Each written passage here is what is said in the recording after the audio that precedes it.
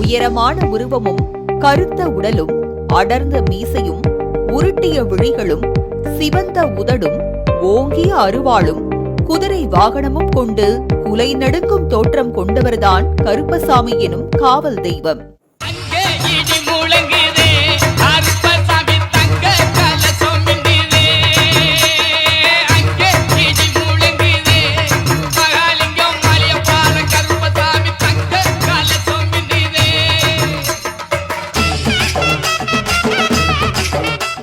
நம்பியவருக்கு காவலராகவும் எதிர்ப்பவர்களுக்கு யமனாகவும் இருக்கும் கருப்பர் பரமசிவம் அம்சம் என்றும் பத்ரகாளி அம்சம் என்றும் மக்கள் போற்றி வணங்கப்படுவர்.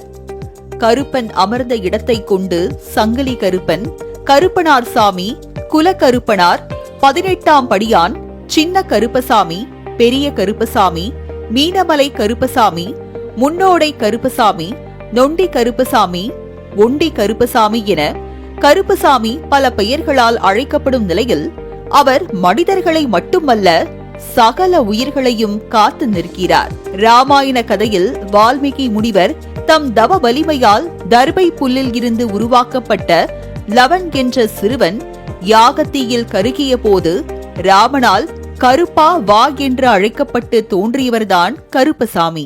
வேலூர் மாவட்டம் ஆற்காடு சாலையில் 30 பெட்டி என்ற இடத்தில் அமைந்துள்ள இந்த தோப்பு கருப்பர் சுவாமி கோவிலுக்கு செல்பவர்களின் மரண பயம் முற்றிலும் நீங்குவதாக பக்தர்கள் தெரிவிக்கின்றனர். கோவிலின் நுழைவு வாயிலில் 2 வெள்ளை குதிரைகளுக்கு நடுவில் ஆக்ரோஷத்துடன் நிற்கிறார் கருப்பண்ணசாமி.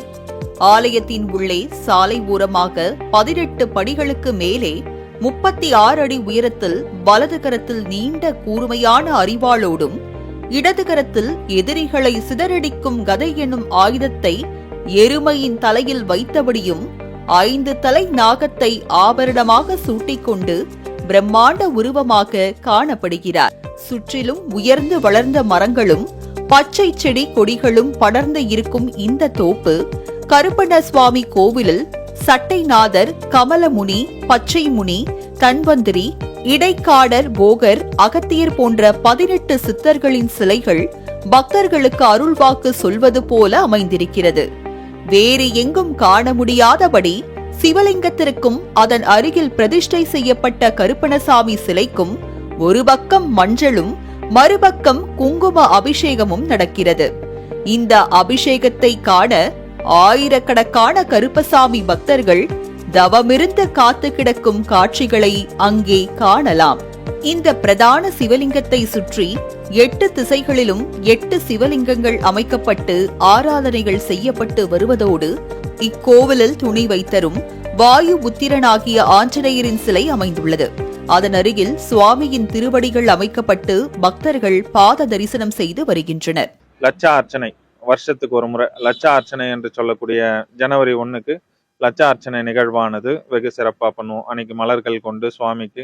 2வது பார்த்தீங்கன்னா சுவாமியினுடைய வருஷ பிறப்பா சுவாமி பிரதிஷ்டை பண்ண அந்த நாள்ல இருந்து பிப்ரவரி 23, 24 அந்த நாள்ல சுவாமிக்கு கடா வெட்டி அன்னதானம் போடுறது. ஒரு சித்ரா 1க்கு 1008 பால்குட அபிஷேகம் விசேஷம்.